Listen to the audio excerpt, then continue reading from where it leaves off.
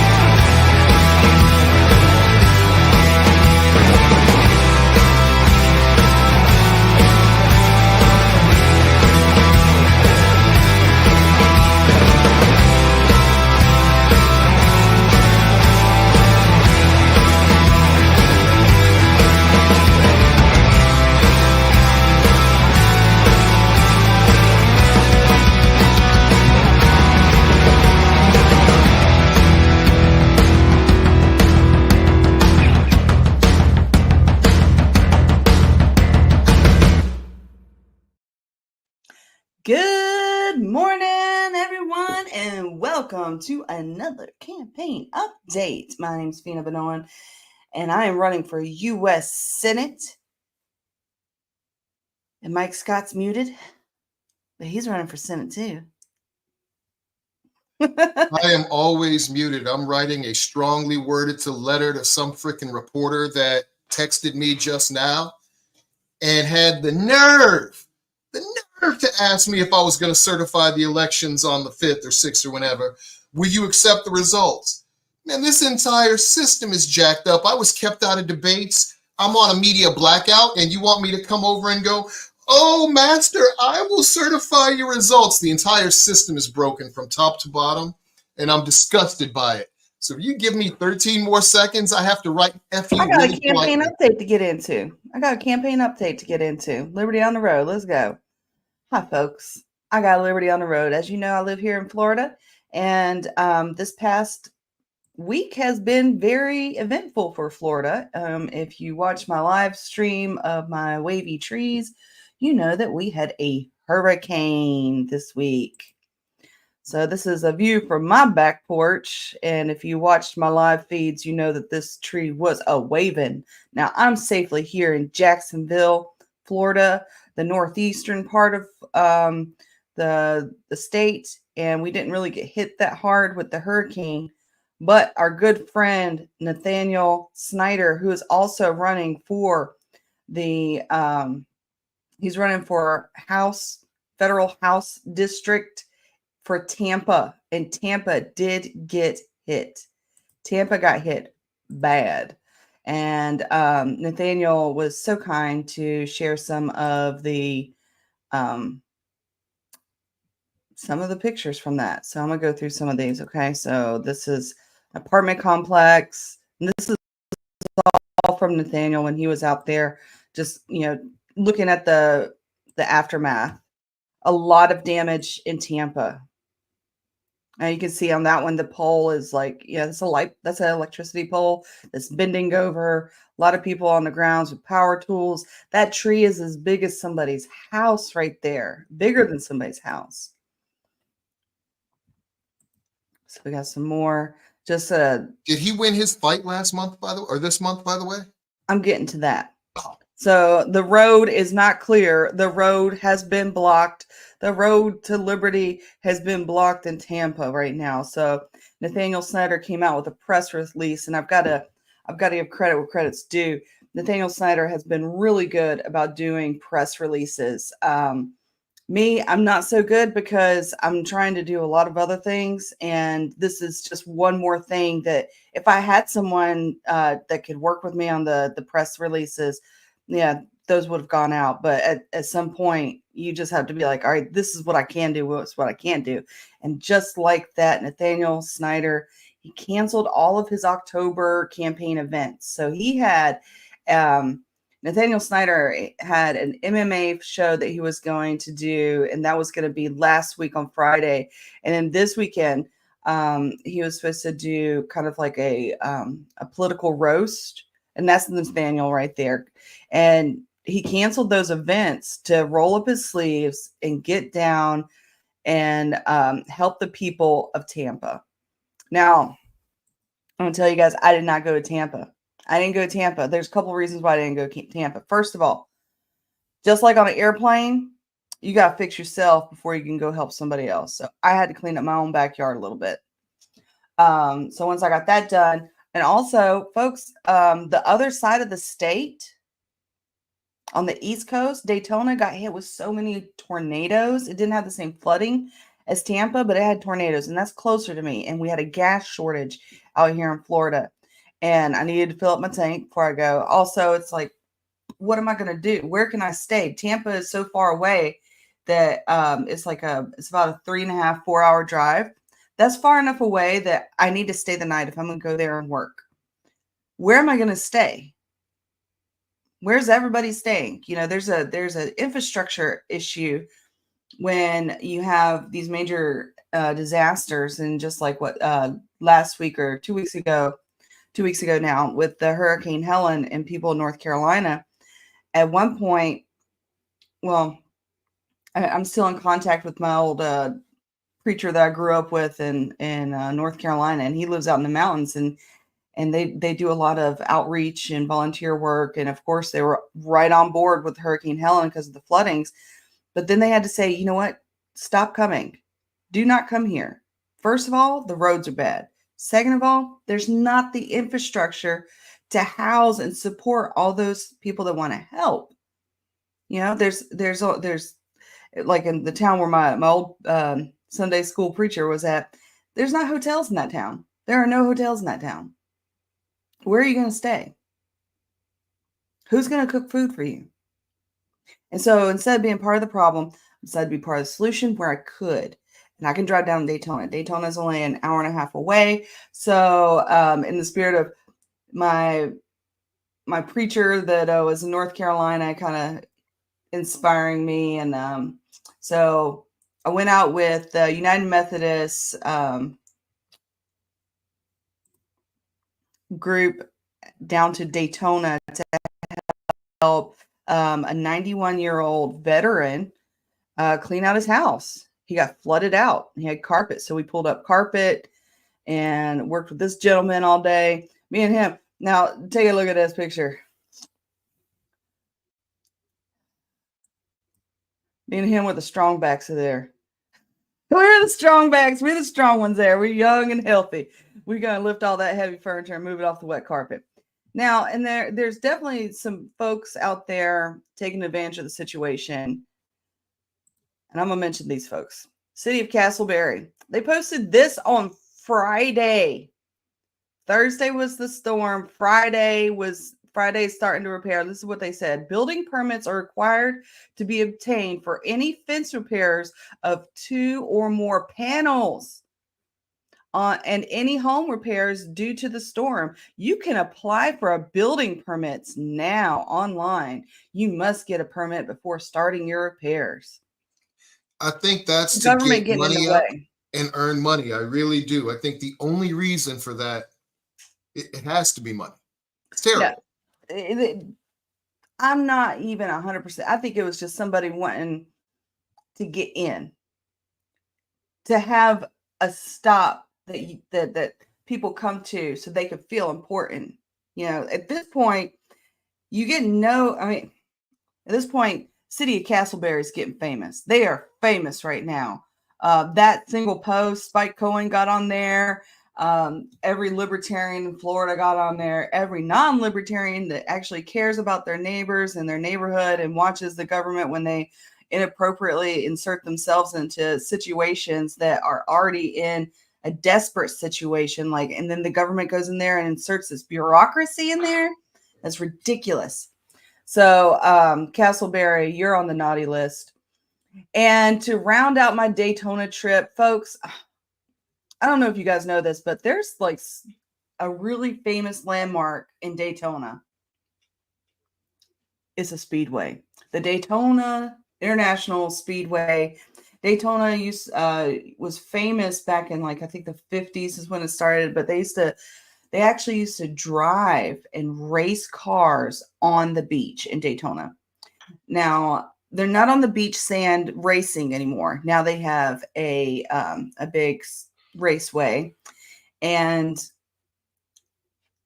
I was born in Florida, but I also raised in North Carolina. And one of my cousins, he's a second cousin, was really famous in NASCAR. And he actually has they got like a walk of fame in Daytona for everyone that's won the Daytona 500.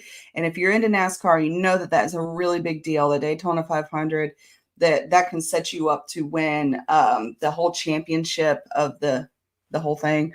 So, of course, I visited Dale Jarrett's Walk of Fame at Daytona, the Daytona International Speedway.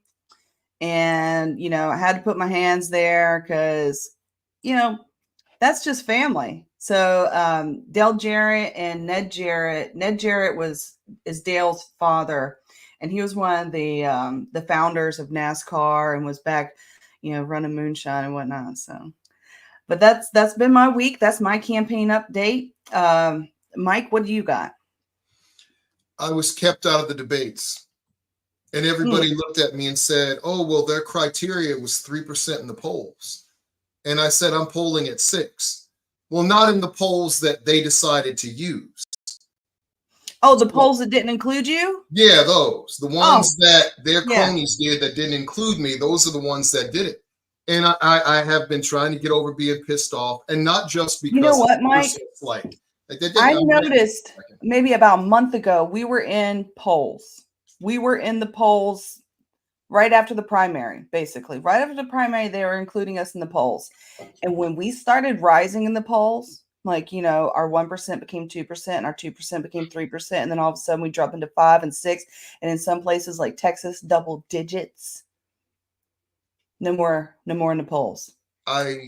There was 11% undecided, and I was at 6%. And I think I could have got that 11. I'm going to talk to a Republican group or two this week. And I was invited to go talk to the Alpha Phi Alpha fraternity, and it conflicted. I'm getting the word out there still, and I'm still trying to win. But have no doubt, I'm a strategic planner. I understood that libertarians usually get 1.5 to 5%. And so it wasn't ever about winning. It was letting the people know that we've created a political class and a political elite out there who, by the way, are corrupt and taxing the crap out of us. And when you actually compare us, when you actually decide to compare the candidates, that's our Republican candidate is the second. He leans liberal. Our liberal candidate is very liberal. I'm a moderate. All right. And all I'm trying to do is get out there that everybody wants a choice, and they say choose between Democrats and Republicans. They're the same damn team. In case anybody didn't know, Democrats and Republicans are the same team. And they call me a Republican. And I just lean away from that because I'm not a Republican. My boy Bernie said I'd make a hell of a Republican. And my Aunt Bronwyn said I'd make a heck of a Democrat. And it's because I truly want you to Because be you're a good candidate. you truly deserve to be free to make your own freaking decisions.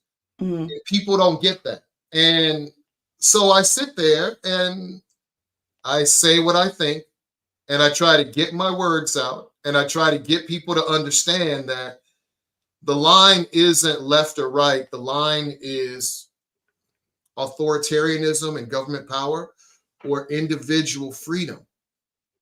I do need to say one thing about question 1 in Maryland, because I am a candidate and I want people to know where I stand. Question 1 in Maryland is about adding abortion to our Constitution, and I'm against it, 100% against it. Not because I think abortion should be illegal. We had question 6 before. I don't think abortion should be illegal. It has been covered by question 6. Our Republicans here say that we're a horror show because we're a destination for abortion tourism. Our Democrats say we're a bright light of hope for reproductive freedom. I think that basically means the same thing.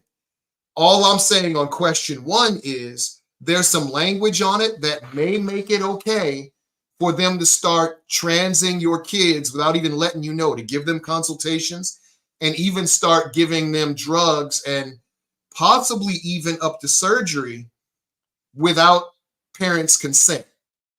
And of course, the Democrats say that's a bad way to read it. You shouldn't read it that way. But I'm kind of not big on ambiguous language. Well, my thing is governments have rules. They don't have wisdom or mercy. And if you put ambiguous language in there, somebody's going to take it the worst way, and it's going to slide. I think of it as the same way with, children that are like child abuse, right? I look at it as child abuse, what you're talking about. And transing the kids by the parents or by the schools? Anyway, because 18 is when you're an adult. It is not that long after puberty for you to be an adult and have, to be able to do all those things on your own. And it gives you a little bit of window of time to really, think this over, plan it out appropriately. Not just in your mind, plan it out, but also financially, because those are expensive procedures. But Mike, we do have a guest backstage. Wait 1 sec though. I got to say something about it. I am not for transing kids. I think it's terrible, but I would not give the government power over the parents for making those decisions. You have to accept the risk that some people abuse their kids, exactly. And then you can work with that. But you don't give them power because it's only a quick trip between, hey, yo, let's stop them from transing the kids and let's take kids because they won't give them the vaccine that we want them to. I do not give government the power to take away your decisions, even if you're making decisions I'm disgusted with. That's all. That's my spiel. I'm just pissed off. Forgive me today. I'm going to hush a little bit and let y'all roll. But you're right. We are taking time away from Chris Laurent. Chris Laurent from Chicago, Cook County Clerk. Land of Lincoln, born and raised. I'm a shy boy at heart. Yeah, I'm going to play his commercial because he sent me a commercial to gear everybody up for him, and then we're going to bring him on, okay? So it's a 1-minute commercial, and then he'll be on. This election cycle, you finally have real choice on your ballot, a new way of thinking and a new way to solve issues that have been allowed to fester and erode our communities. The problems we have simply can't be fixed by Democrats or Republicans, or with doubling down again and again on failed policies and failed promises. Hi, I'm Chris Laurent, and I love Cook County. What Cook County needs now more than ever is more freedom. That's why I'm running for Cook County Clerk. For far too long, we've been in decline, the status quo, but that all ends with me. As your clerk, I aim to serve the people of Cook County, not the whims of party policy. You can support me by going to www.chrisforcook.com. It's time for a new way to think and to vote. It's time for real change. Vote Libertarian. Built different to build different. All right. Welcome, Chris. And I was saying your name wrong. Say it again for me. Last name is Laurent. Laurent. It's very, very hard on the ear, very hard on the tongue. And I've been blissfully married for 11 years, and my wife still can't pronounce it. So don't feel. How's your wife say it? She says Laurent, like you do. It's that Southern American. Actually, amazing. Canadian. Oh, she's Canadian? I'm Canadian. Oh, you're Canadian. Yes. You're American, though. Well, I am now. I'm a naturalized citizen. So, and it just so happens. I'm sorry. Welcome and congratulations. Well, Chicago is a gorgeous city. It is. It has its bubbles, and it has its issues as well, as you may be familiar with. But no, Chris, yes. I'm going to give you the solo spotlight.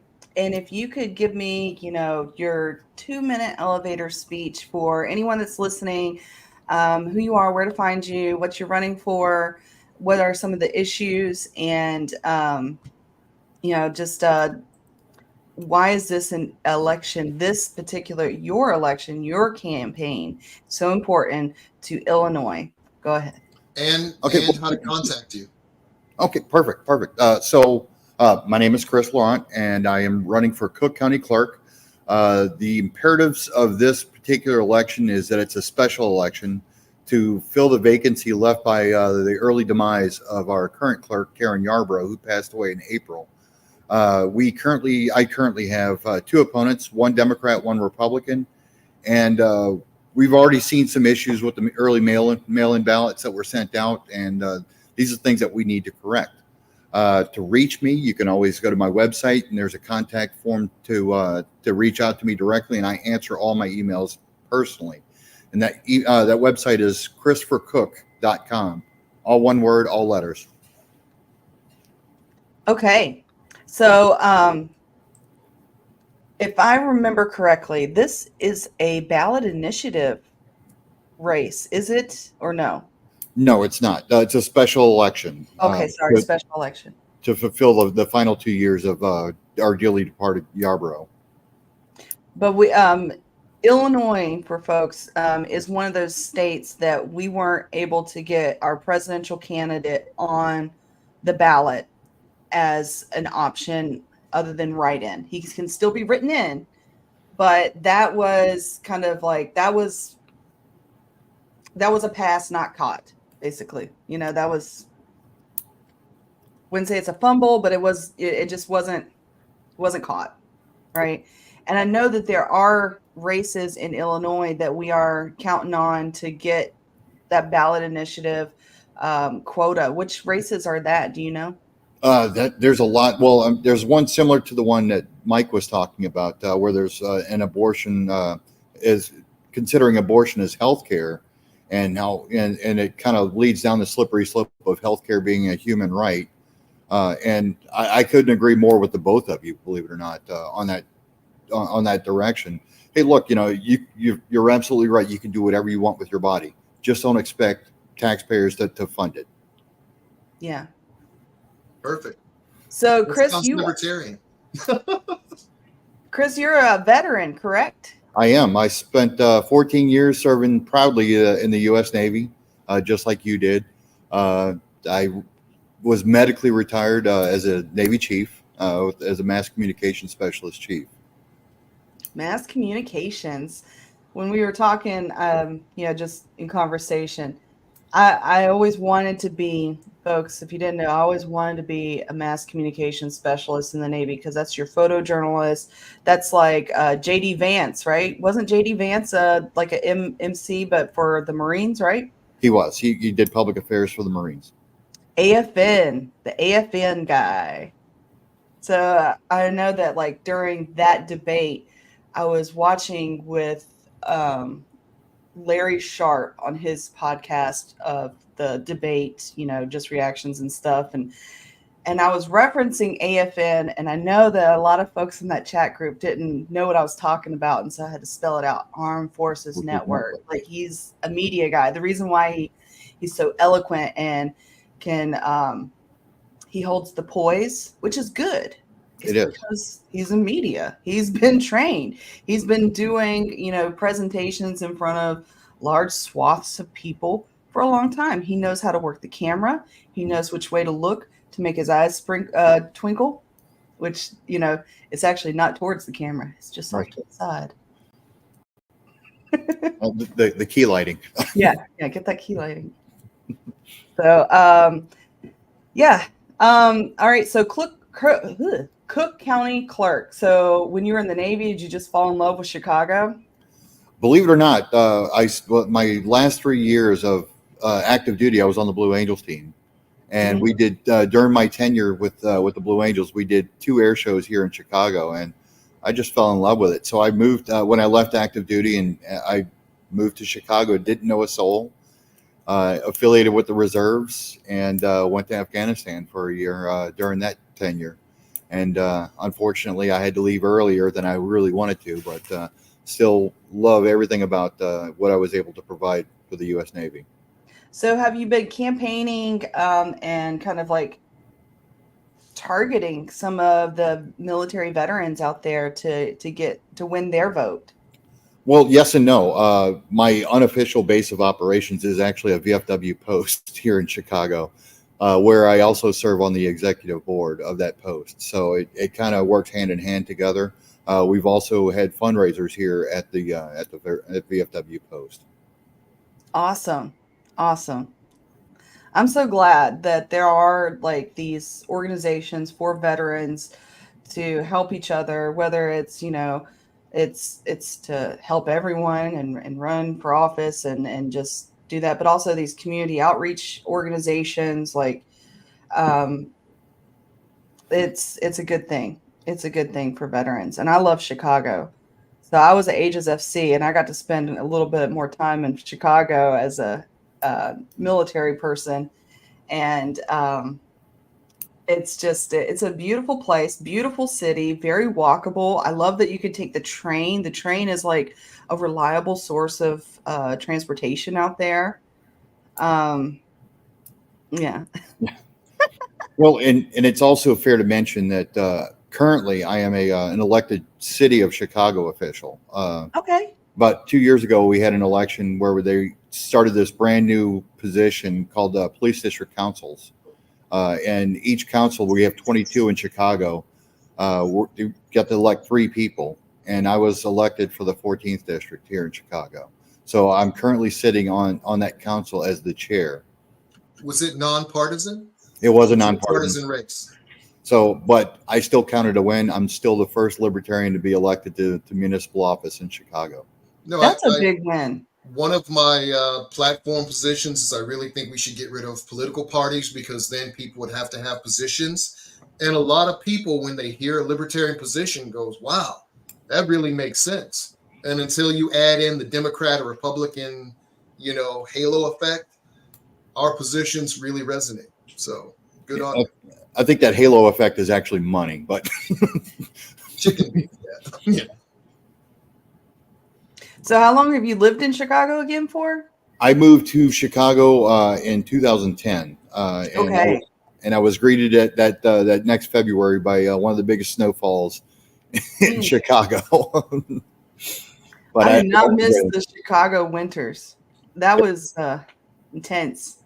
They can be they could be good or bad. It's just you got to love it or leave it. I was there for the blizzard of 79, where we were literally walking through to school and the snow was this tall. Mm-hmm. So, you know, I'm shorter than that at that point, looking up, because I'm 7, looking up at the snow as we're walking through paths to school and hoping we're going the right directions. Yeah. Mm-hmm. Chicago. Yeah. So, so Cook County Clerk, and so you've got a Republican and a Democrat. Mm-hmm. Are you raising? You said you did fundraisers. How much money have you raised? Not as much as I'd like to. I think what's more important than the actual monetary number is the support that I'm getting. Like I said, I've been blissfully married for 11 years. My strongest supporter is my spouse, and I can't thank her enough for everything. But my friends have been having this outpour effect of, hey, let me knock on doors for you. Let me go out and get people engaged in the conversation and get some feedback for you as well. That's awesome. That's awesome. We don't go as far as our dream. We go as far as our team. So I'm glad you have a good team with you. I have a wonderful team. I would take them into battle with me any day. Yeah, that's a very big compliment. That's a big compliment from somebody that's been in the military. So, all right, so you're a mass communication specialist and you're medically retired. So you're just solely focusing on this campaign and running for office, and also your current elected position. Now, if you become the clerk, the Cook County clerk, will you have to vacate your what did you call it, the police commission? Police district council. The short answer is no. I can actually run. I can perform both duties, and they don't interfere with one another. So that's one of the benefits of this race for me. Plus, here's where the trick shot starts to take place. I'm in the public eye quite a bit, so I can't campaign with my official title.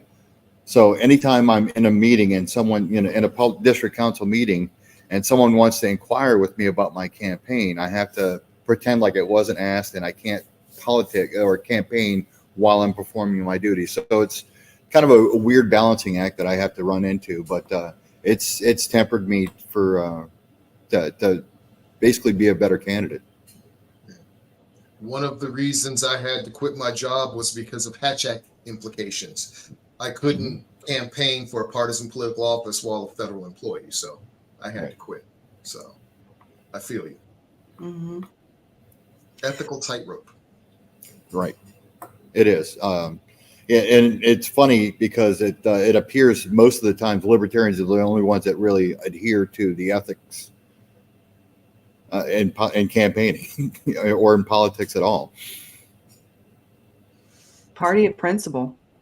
So what made, speaking of libertarians, what made you decide to be a libertarian candidate and choose the Libertarian Party as your home to run as a candidate?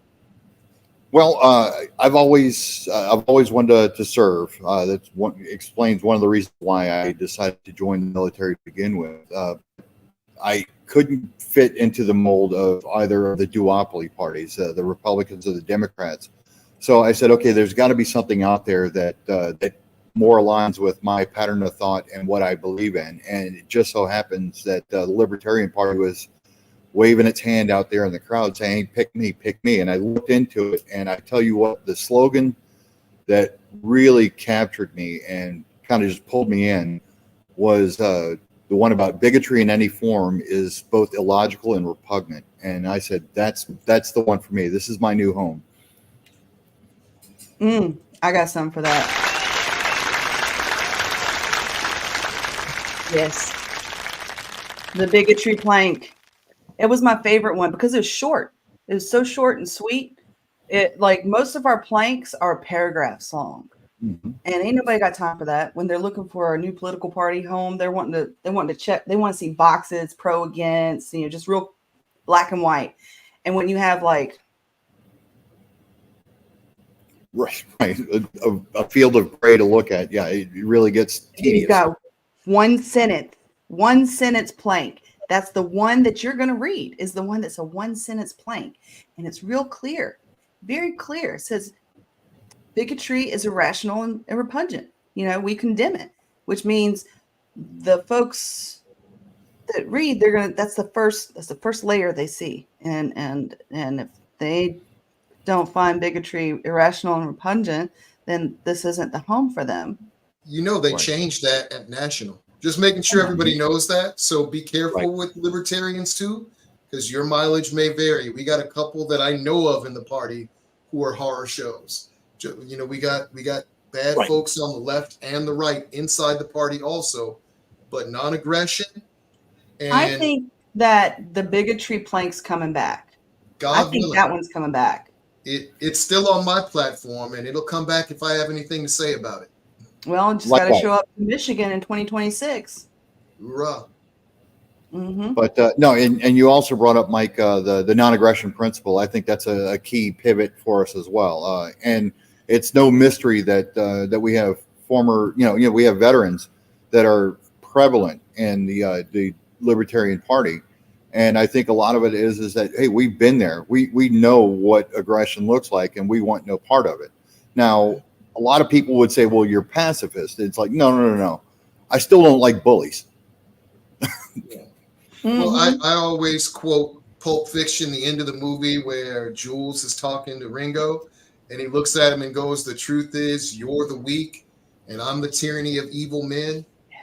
I'm the tyranny of evil men. I did it and I smiled and I saluted smartly and I knew I was doing the right thing because I was told I was at every turn. And the older you get and when you start realizing you're supporting a broken system, then you have to do something about it. You know, what Exactly. man is a man who doesn't make the world better? Exactly. Well put. I appreciate you serving and being willing to serve, Monsieur Laurent. So I said that. Took French. Laurent. Yeah. So, what can people do to help you in your race? What can libertarians across America do to help you in your race? Show up is the short answer. You have to show up. We have to, and I'd be the last person to tell anybody to vote primarily on party lines. But I think that we have shared principles. And I think that if they read and do the research before they go ahead and check the box that they're going to check, that they make certain that they're vetting these people accordingly. I don't care if it's 3 people you've never heard of, or if it's people you've heard nothing but. It's important to vet and to read up about what each of these candidates stand for to make certain that they perfectly align with you and your values rather than the party symbol behind their name.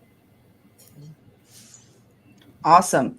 So I'm going to share my screen real quick, and we're going to see your website so folks know what your website looks like, so they can go there and check it out and do what they can.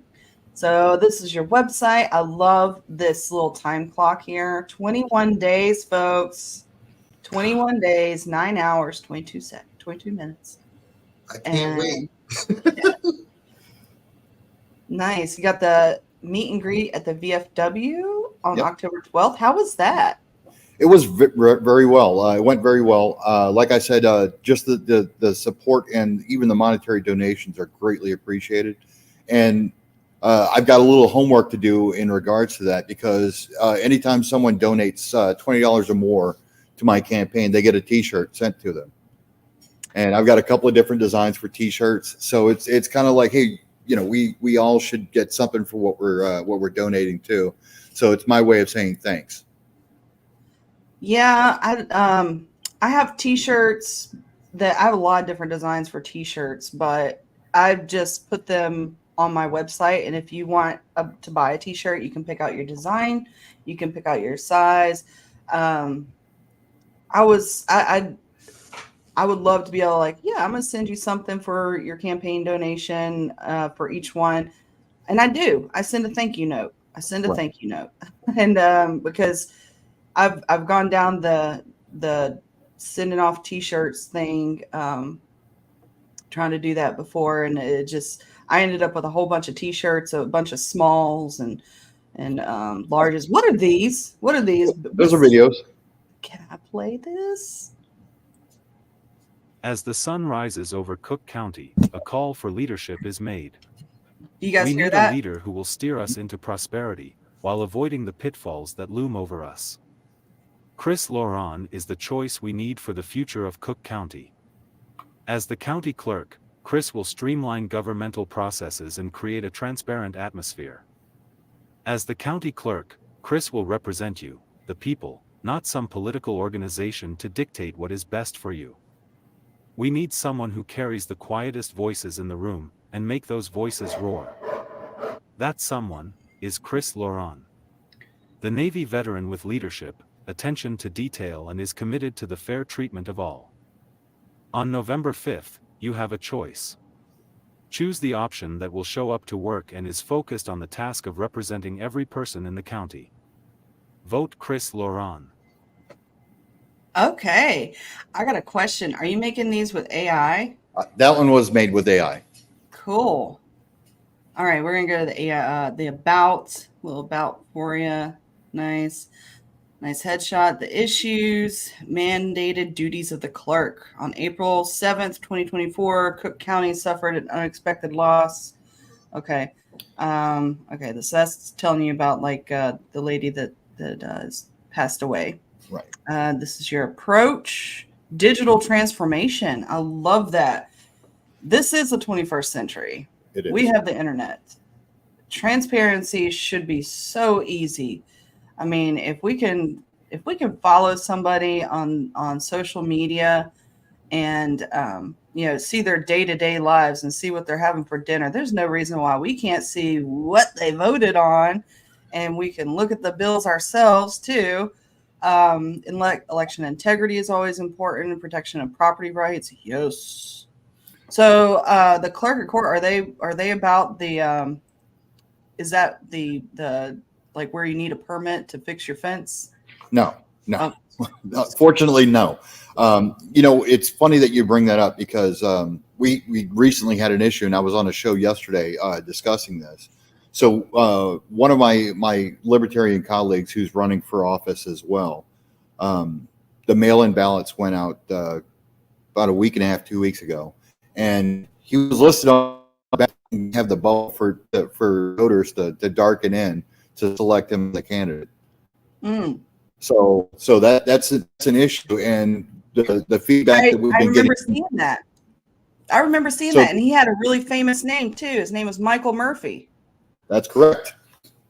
So and that falls on the county clerk.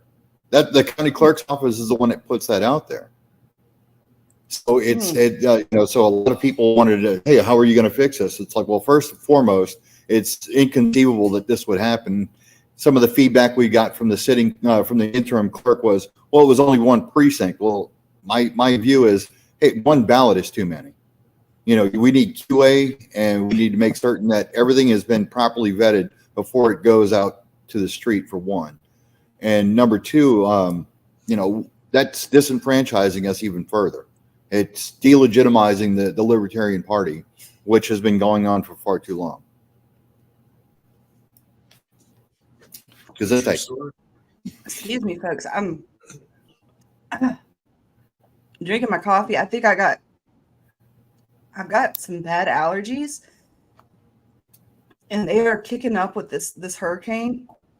So I apologize for coughing and watery eyes and all that good stuff. I love what you're saying, but I promise it's not making me cry, folks. Maybe you just need a new coffee mug. I got plenty of coffee mugs.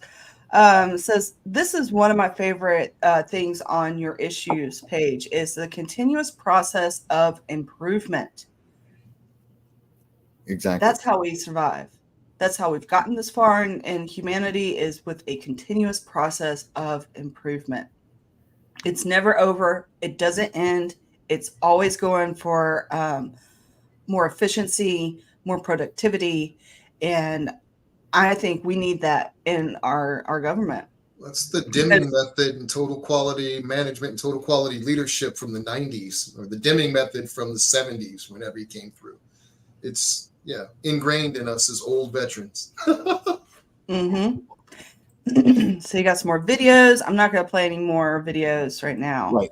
And on my videos page, you'll see that's actually, there's a lot of my district council meetings are on there. So if you scroll down, really? Right. Yeah. So you can see how I conduct myself during the meetings, and how, I, despite some of the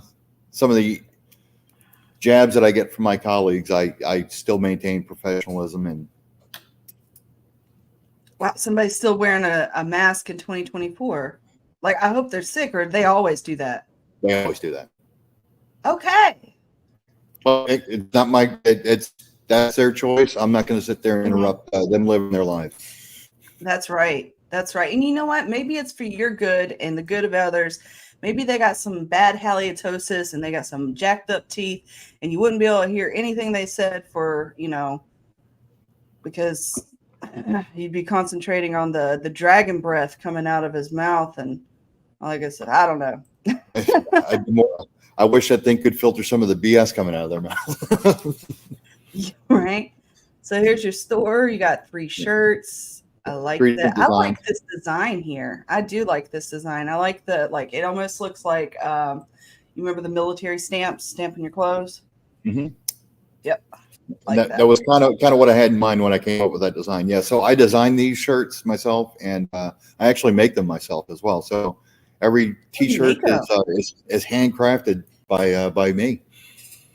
Nice. Crafty. And you got an endorsement page. And that's it. Couple of them there, and it's also got some of my friends who are running in local elections as well. And of course, we've got the president, vice president, Chase Oliver and Mike Tremont, for those unaware. All right. Good website. Good website. We do have some comments. Let's see. What do we got? We got hello ski. Let's see. What's up? And then he said I should do voiceovers for stuff like that. Yeah, you should. You should definitely do voiceovers. There's another person up in Illinois, Chicago area that helped me with my voiceover too, with on my Imagine the spaceships commercial. So the original audio of the rocket taking off said it was like it was an Apollo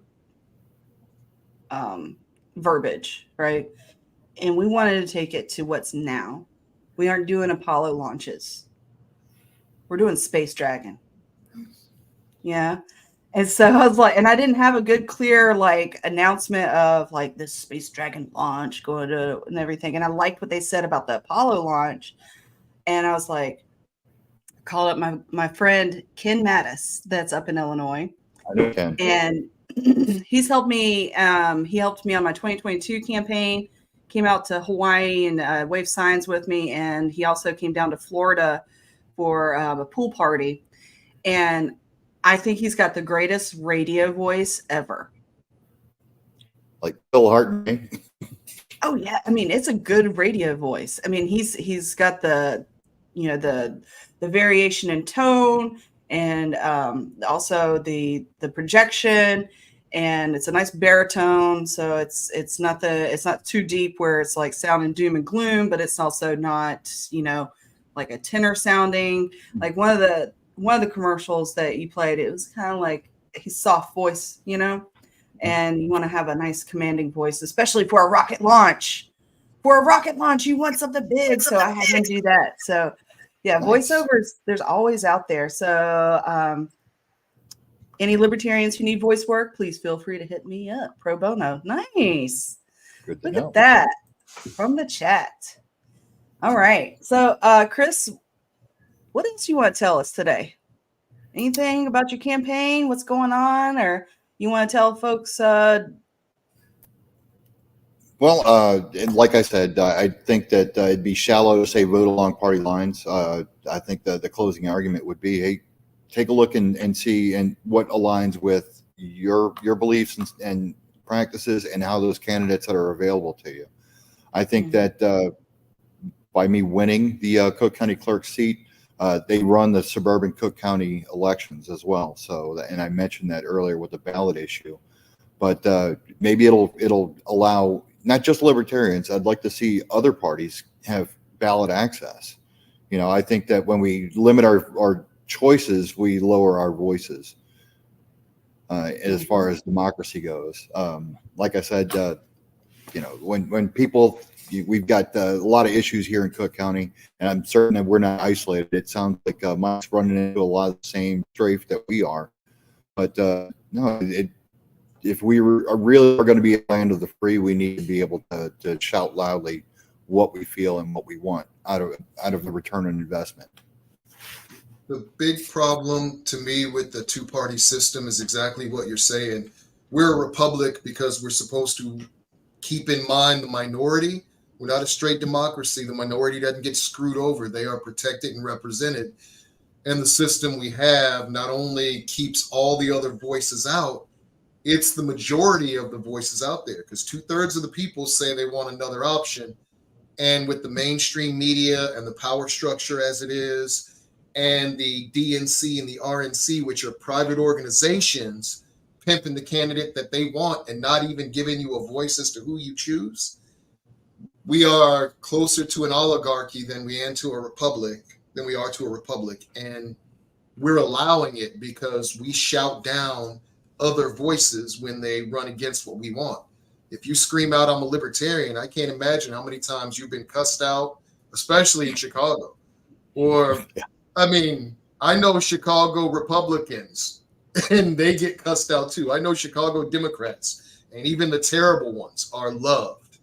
We really need to get our voices out there and make sure people understand there are other options, and the two-party system is killing us. Absolutely. So I'm a fan of running. I can't imagine running in Shy as a third-party candidate.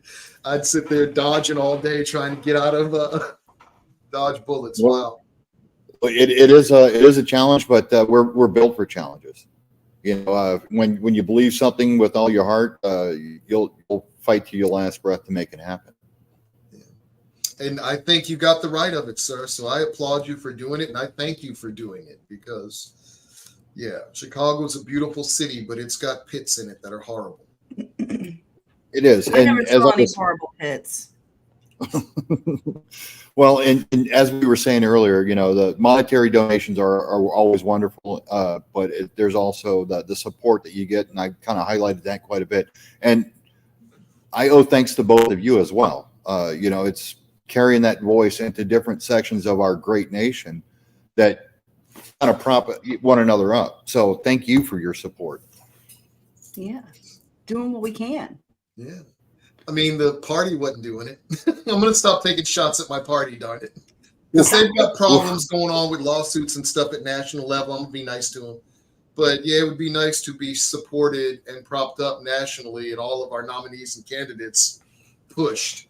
And since they weren't doing it, FINA had the idea of giving a platform to candidates. That's why we give you your 2-minute elevator speeches. We're here so you guys can promote yourselves, because we don't have to promote you. You have really good ideas. All we got to do is give you voice, and that's what we try to do, give you a voice. Mm-hmm. And I'm highly appreciative.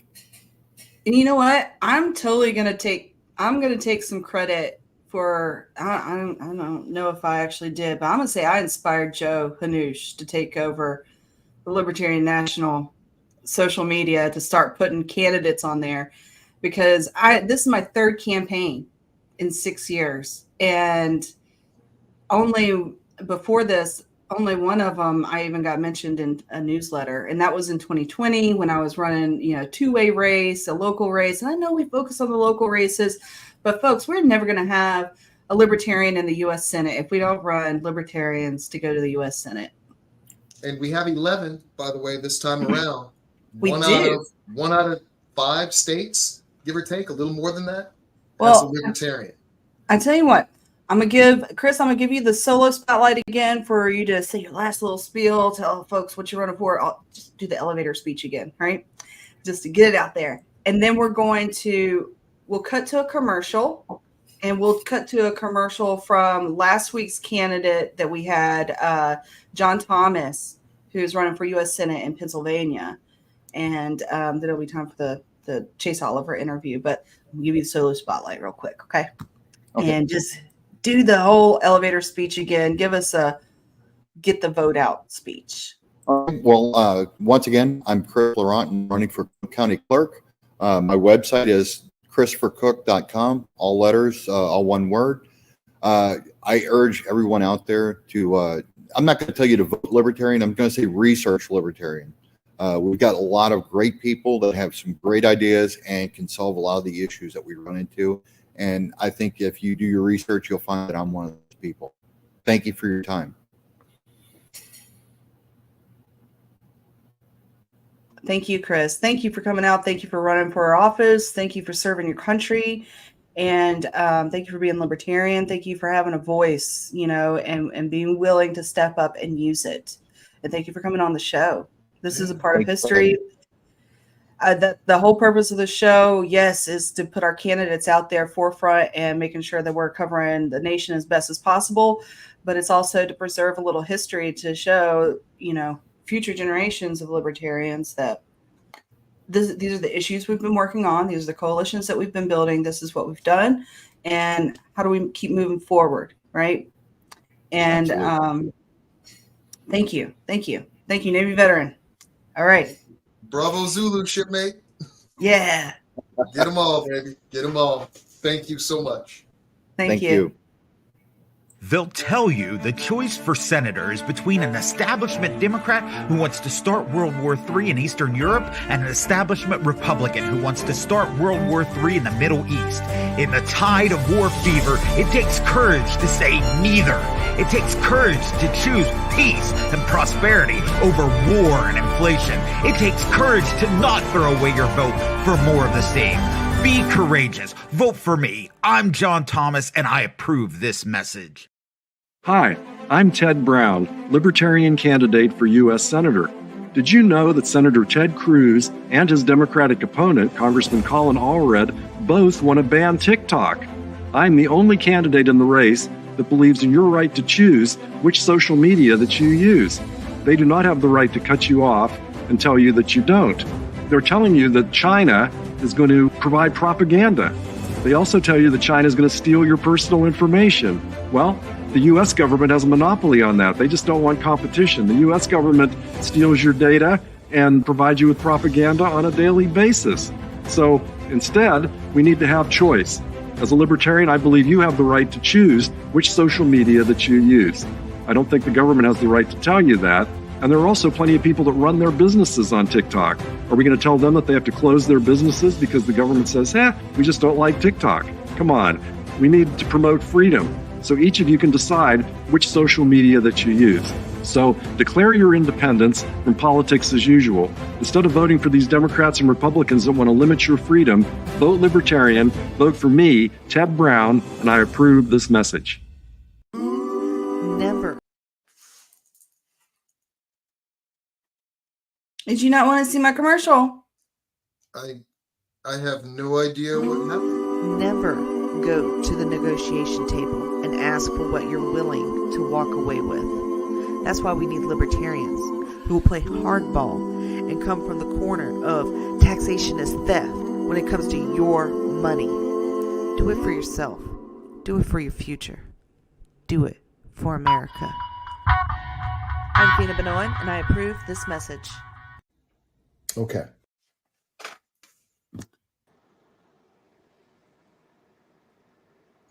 Is Amber up and running? Amber, are you like who's cutting off my commercials? It's not me. No, something is going on because your thing looks like it's muted right now, both of you. And I'm hearing both of you perfectly, but your mics look muted to me. It's very strange. So I think we're going through some Illuminati messing us up, the surveillance state messing with this thing. Another commercial. Okay. I'm going to read this one because I think it's important that I get it out. Someone asked why they should vote for me. And I looked at him and I said, okay, this is what I said. I like to preach and I like to teach. And like others, I love the sound of my own voice. But this isn't about me. This isn't about what I believe. I don't care what your politics are. There is only one reason to vote for me. I'm going to tear it all down.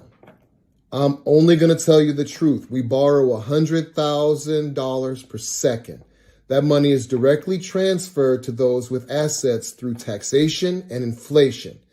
In other words, the bank owns us.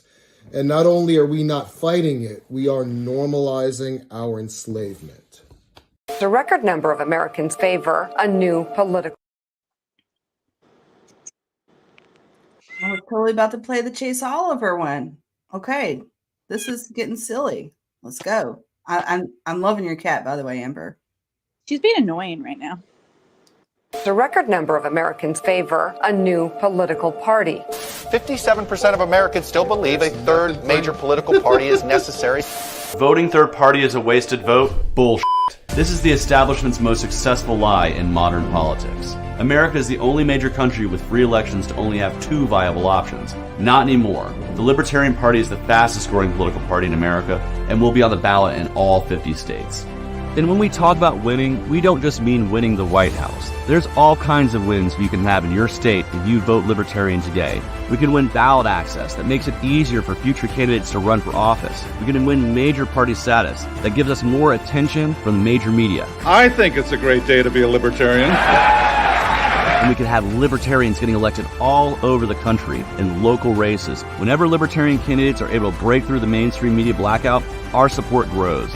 In my televised debate with Senator Raphael Warnock, I was able to reach out to millions of voters. Many of them realized that they were Libertarian all along and just didn't know it. Why is that the radical idea, not the rational idea? If you live in a solid blue or a solid red state, voting for Trump or Biden is a wasted vote, and it won't change the outcome. Voting Libertarian is the only way to make your vote truly count. Currently, all the two major parties have to do is be slightly less evil than the other side to win. Let's make the statement that we will accept no evil. When someone tells you you're wasting your vote, recognize that they don't care about you. It's a selfish statement. They are saying that your beliefs are worth being represented, that you should silence your voice so theirs can be louder. Vote your conscience, not someone else's politics. Breaking up the duopoly is the only chance for the real radical change needed to give the power back to you, the people. Voting for Chase Oliver for president will contribute to bringing more choices into our political system. A successful third party forces the two old parties to think about the issues Americans truly care about. Keep them honest. Show them they must earn your vote. Change begins at the grassroots. I'm Chase Oliver, a candidate for president, and I approve this message.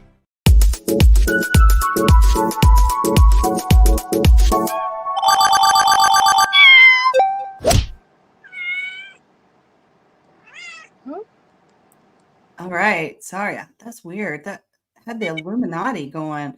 Got a comment from the audience. He's wearing his Illuminati. Mm-hmm.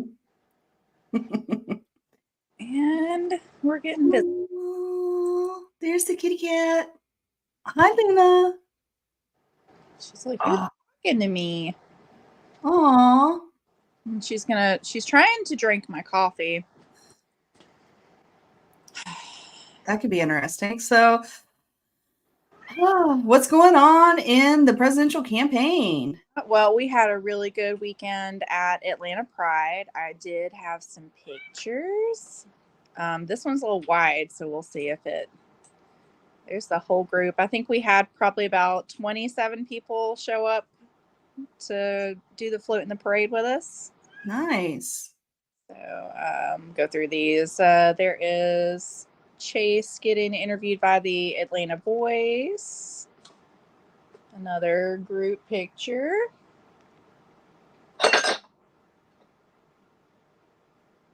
Hopefully she doesn't break anything. There's Chase marching.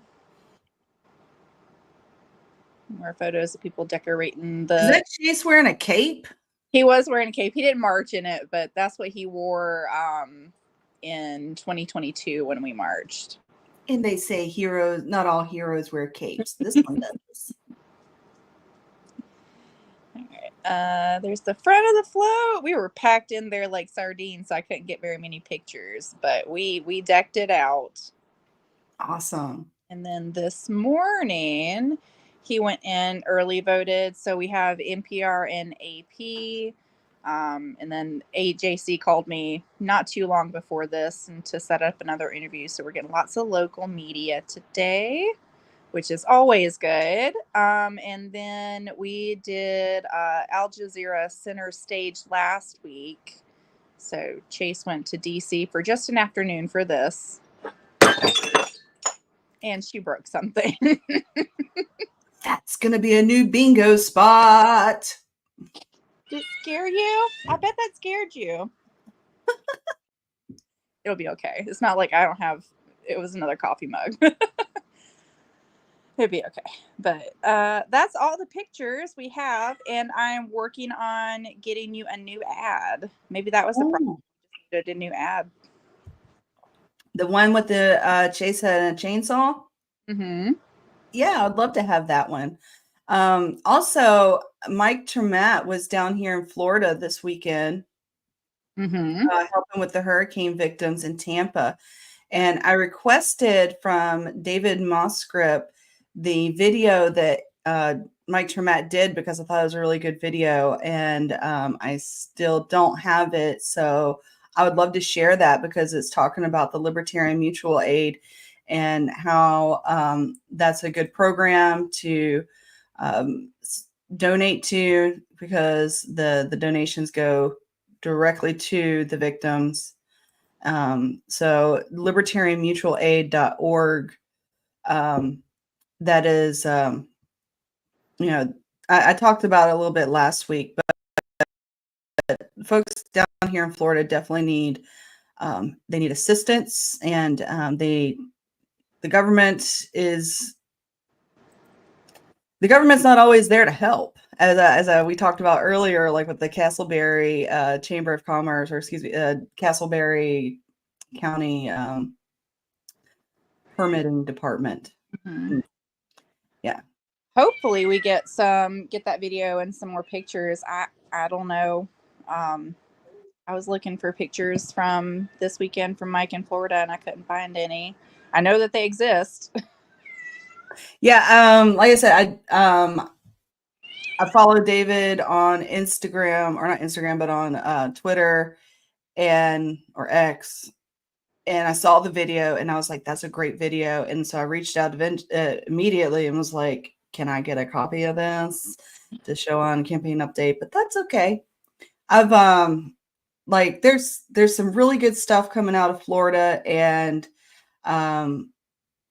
I wish I had access to be able to share all the things that I've requested to share. But it is what it is. We work with what we have. Yeah. Well, he should. Mike should get some good photos. He's going to Pennsylvania for the 50th anniversary party for LPPA. Oh wow! Awesome. So that should be a very good event. We love. So what else is happening next week? So Chase is going to. I'm about to say San Antonio, and that's wrong. El Paso. There you go. Going back to Texas. We're doing a lot of Texas. We'll be back there in 3 weeks, but going there, doing some meet and greet. They're doing a big forum. And then he is going to Phoenix for another meet and greet and forum. And then we are going to LA for the Free and Equal debate. And if anybody watching would like to attend that in person, please reach out to me, because we do have a limited number of tickets available. Awesome. In LA. That's a good place to be. All right. I'm going to share my screen because this is important. Where'd it go? Boom. Here we go. Chase Oliver will be in Dallas, Texas at the West End on November the 5th, 2024. And it is an election watch party with Chase Oliver. And I'm going to be there. I will be at the event. Let's see. That's all their events. Yeah. Then we'll just go back to this page. Home party. There we go. That clicks. It starts at 7, and the ticketing stuff should be closer down to the bottom of the page. Yeah. Here we go. Sponsorship opportunities still available. Volunteers are needed. Get your tickets now. Early bird ticket prices is over, so now they are at well, it still says right here, early bird general admission plus dinner package right there, $140. But the guess the early bird packaging is still available. I'm not sure when the cutoff for that is or was supposed to be, but. And Jody Cole is the contact. I'm trying to get our treasurer. I say our treasurer because the Chase Oliver team and myself have the same treasurer, Tim Hagan. Okay. And I think it would be a great event if he showed up, because how often are you going to be working on two campaigns, one a presidential and another one a U.S. Senate, from different areas, and they're going to be in the same place on election night? Like, let's go team. So, all right. I hope he does too. It'd be great. I want to see because we are all in different places, and this is about as close to fellowship as we get most of the time, virtual. Mm-hmm. So I would love to see everybody in person. Okay. All right, Amber, anything else you have for us for this week? I think that's it. Okay. Well, thank you for coming on and doing another Chase Oliver campaign update. And we'll see you next Tuesday. Bye.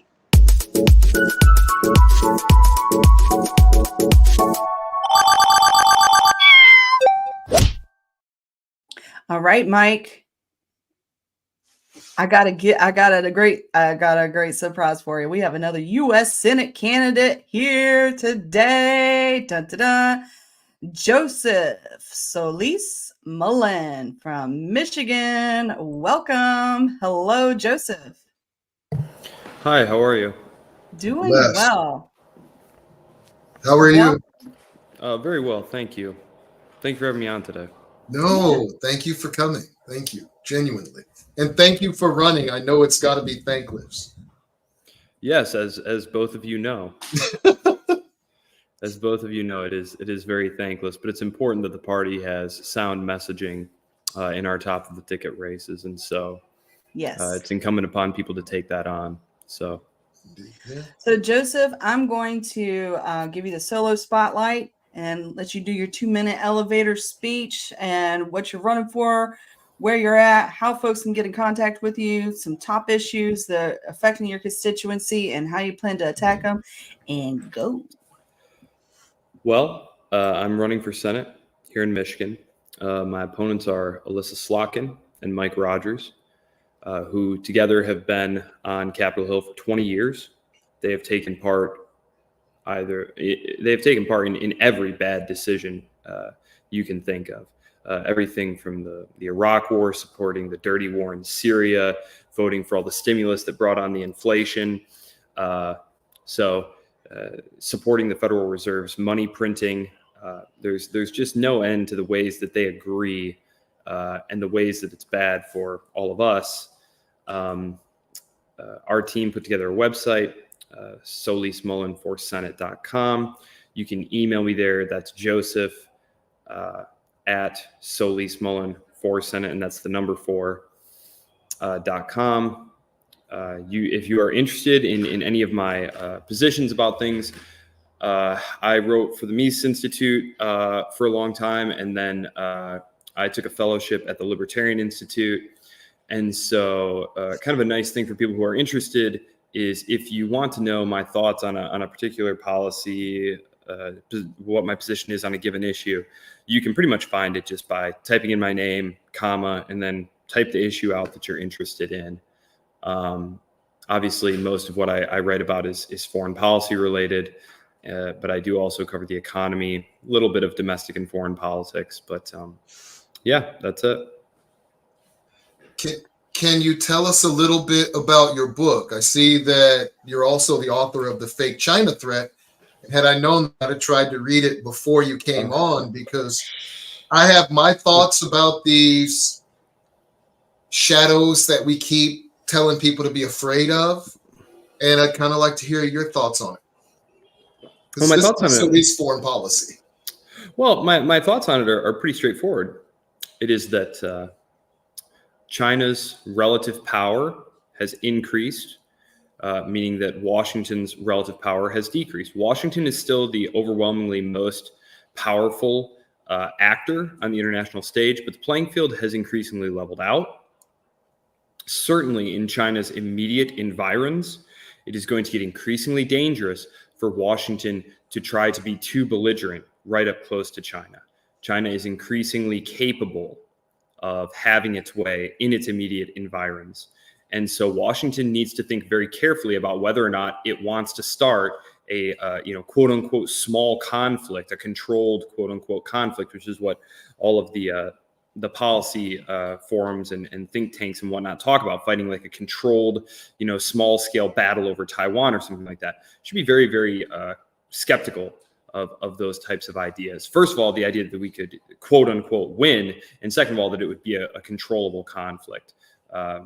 This is the one red line that the regime in Beijing have repeatedly emphasized, going all the way back to normalization. I have written many articles on this specific issue.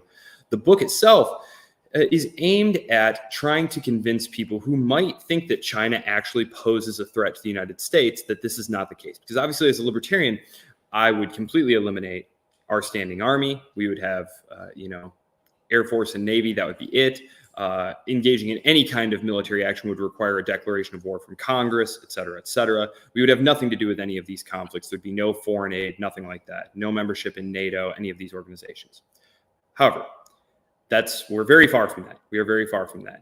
That is not anywhere on the horizon. And so what I was trying to do with this book was reach a broader audience and to show them that, look, it's true that China is growing in relative power. Its economy is increasingly sophisticated, increasingly large, increasingly important. Its military capabilities in its own region are increasingly sophisticated and are a powerful deterrent. But it poses no threat to the United States. So China is not going to take over the world. You read the book titles, When China Rules the World, When China Attacks, all of these. I have a chapter in the book about this cottage industry of scaremongering about China that has grown up.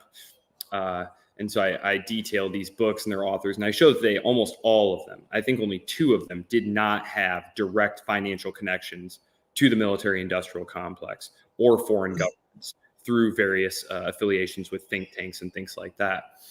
So that's what the book is about. The book shows you what China's economy is like, what its geopolitical situation is like, and basically makes the argument that, look, China is going to be quite powerful in that region, and it would be to the United States' benefit to have a constructive relationship with China and to not try and have an adversarial relationship over core issues. Taiwan is 80 miles off the coast of China. It's not a core issue for the United States. It is a core issue for the regime in Beijing. Just as what happened in eastern Ukraine was a core issue for the Russian government. It was not a core issue for the United States. But our policymakers, I also write about this in the book, and I've written about it elsewhere. Our policymakers, most of them grew up cutting their teeth in the professional field in the 1990s, when the U.S. could just act however it wanted on the world stage, and everyone just had to deal with it. And so that they just don't know how to do real diplomacy. They don't know how to have statesmanship. They don't know how to compromise because they never had to speak to an equal. And it really shows. It really shows. They're not adjusting well. There's a lot of transitional friction as the global balance of power shifts around. And I worry that we're going to wind up, being dragged or stumbling into a war just out of sheer stupidity. I think the Pentagon is trying very hard to warn the political establishment about this, but that's not really making much of an impact at this point. So. Well, they're China and North Korea. In fact, I was stationed in Korea twice, from 94 to 95, 2008 to 2010. And I looked at their doctrine, and it seems very defensive and protectionist. It doesn't seem like they're going out and trying to build an empire, other than where their financial interests land. Like, they'll go invest in a lot in Africa, but they're not sending and putting military bases there. They're just heavily investing and sending workers. Yes, that's true. Their military doctrine is area denial. It's an area denial doctrine. They want to be able to control what happens right off their own shores, which for me, I try and put myself in a potential adversary's shoes, so to speak, and say, how would I feel about this? It seems reasonable. They are not investing in the type of multi-theater, easily deployable, rapid response forces that the United States has, which really only serve to get us mired in conflicts all over the globe. And I remember talking to someone who had been working in China, and he said, yeah, I talked to someone in their policy establishment, and I said, what should the United States be doing, do you think? And the Chinese guy kind of laughed and said, you should stick around in the Middle East. Should keep fighting wars in the Middle East. Well, and he kind of laughed. We're getting dunked on over there. Some of my boys were stationed over there, and they're handing out footballs and handing out Hershey's. and we're wondering why that the Chinese or why the Africans don't love us more, and they're pointing at football stadiums and electrical grids that the Chinese have built. We're sending troops and bases, and they're building infrastructure that'll be there for the future. That's very well said. The African Union representative said the same thing. He said, when the West comes, meaning the United States or France or whoever, we get a lecture about human rights and democracy and blah, blah, blah. When the Chinese come, we get a hospital. That's what I'm talking about. That we were always talking about harmonizing the dime, diplomatic, information, military, and economic. We seem to be all about the military, and the rest of our foreign policy and the rest of our ability to have discussions just falls by the wayside, because that's how the people in power make their money, is through war and prepping for war. We don't have a Department of Defense anymore. We have an empire with a Department of War, and we need to fundamentally change our approach, or the next 10 years is going to be hilarious. And I try to explain that to folks, and I'm looked at like I'm stupid.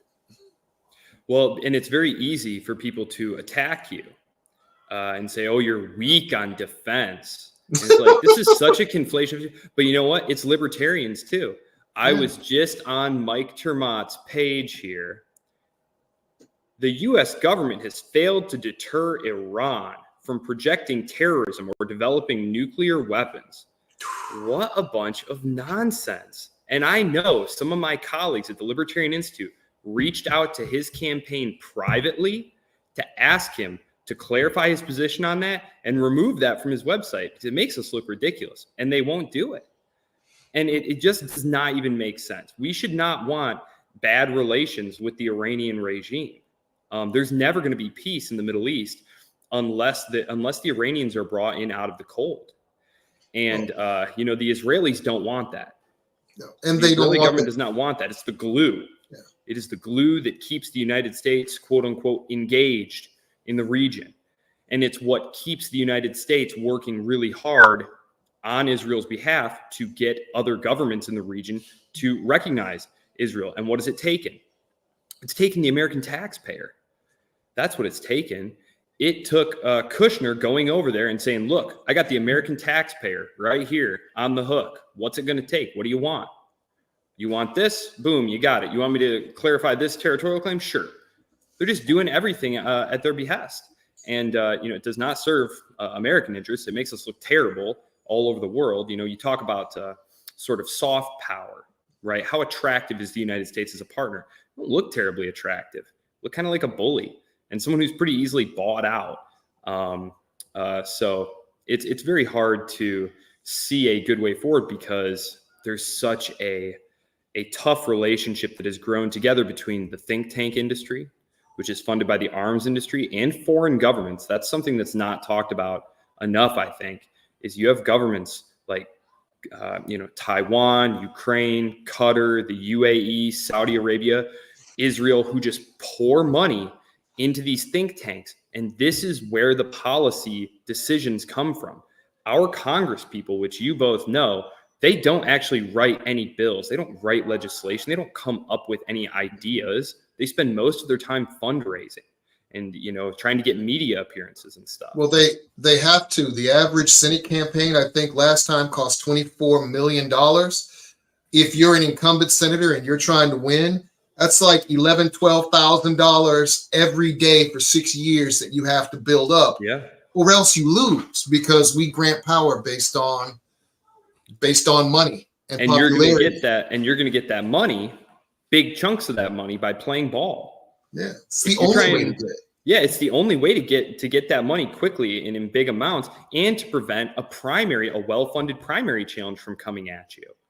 I look at those squad members, Jamal Bowman and Cori Bush, who would not shut up about what was going on in Palestine. And what happened? AIPAC turned on the money spigot and blew them right out of there. I noticed that AOC, who kept her mouth nice and shut tight and covered for Biden and Harris with regard to what was going on there, didn't see an AIPAC challenge, even though she lives in a very vulnerable district. And that's how the game is played. Yeah. It's that easy. It only took her 5 years It only took her 5 years to sell out because I was looking for what's the length of the term that you should be in there. And it looks like it's about 4 or 5 years. That's about as long as you need to be there before you become a problem. Even the most idealistic, firebrand type person, it's a corrupt culture. It's a corrupt system. And look at the results. I put this up before. All of them say the same thing. All of them are, Republicans are a little more pro-life and they're a little more conservative, and Democrats are a little more pro-choice, and they're all, hey, we'll wear a rainbow flag if you'll continue to give us power. Just don't mind who we're bombing. Yeah. It's disgusting is what it is. That's a great Venn diagram. Please send me that. I will send that to you. I'm going to use that in my classes. It's on my Twitter page, man. I've been blasting it out every chance I get. I'll snag it and put it up for my class, because I'm always I never miss an opportunity to explain to my students in like our political philosophy or government class that we are actually a one-party system. Yeah. There's very lively debate within a very narrowly constrained spectrum of what is acceptable to the ruling class.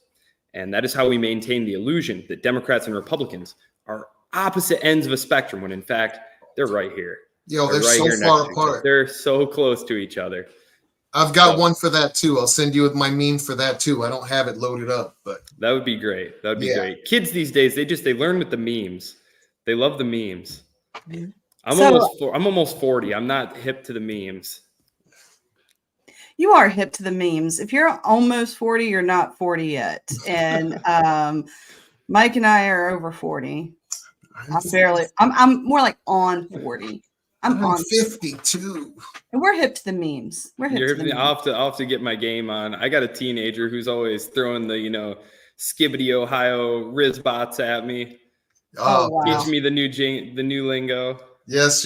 I've been told I'm the Rizzler because I have Riz. I didn't even know what the heck that meant. So you mentioned classes. Are you an educator? Yeah, I'm a professor. Nice. Where do you teach at? I'm at Spring Arbor University. Nice. I teach history and political science. Nice. So, yep. So what made you get involved with the Libertarian Party? How long have you been with the Libertarian Party, and what made you decide to become a candidate? What's your candidate story? Well, I've identified as a political libertarian since I was 18 years old. I had a very fortunate, I think, background for that, because I was a child of the terror wars, and the financial crisis was happening around the same time. 2007, 2008. And so those were the formative experiences of my life. So my formative experiences as I was becoming politically active in things like Under the Oaks and Model UN and different things like that when I was in high school, it was all that Republicans and Democrats are just idiots and just don't know what they're doing. And is there some alternative, please? And at the same time, my grandpa just happened to give me a book written by Ron Paul, about the gold standard, and that led me to being interested in monetary economics. And a friend of mine, I was in college at that point. A year later, her dad gave me some books from the Mises Institute, and so that led me to Austrian economics, and Austro-libertarianism was just my default setting after that. I was involved with the party off and on through the years. I have a really hard time staying engaged with politics over a long period of time, because I just find it so exhausting and depressing. But the current involvement stemmed from about 2 years ago. The party here in Michigan reached out to me and said, "Hey, we would love for you to be our Senate candidate next cycle, and we really want to make a really strong push." And I told him, I said, "Well, I don't know about that. I don't see a path to victory for us here. We're a third party. I really view top of the ticket races much differently. That's not really how I would want to do things." And they were like, oh, well, thank you for your time. And I was like, oh, okay, And then let's see.